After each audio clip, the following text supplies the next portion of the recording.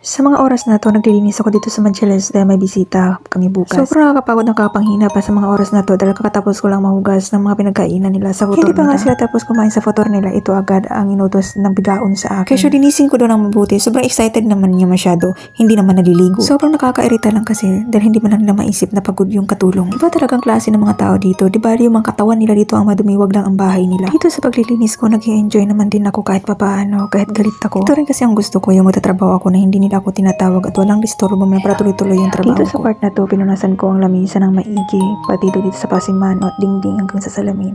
Dahil bukas dito ilalagay ang mga pagkain. Kasing buwan pa naman ako hindi naglilinis dito dahil wala naman talagang taong pupunta dito.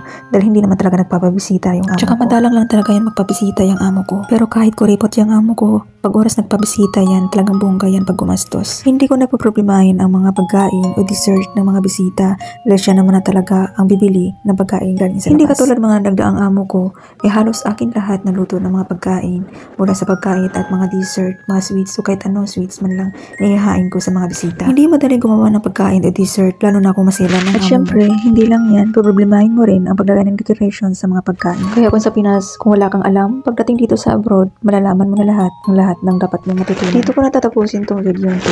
Marami pong salamat sa inyo lahat sa walang sawang suporta at mag-iingat po tayong lahat.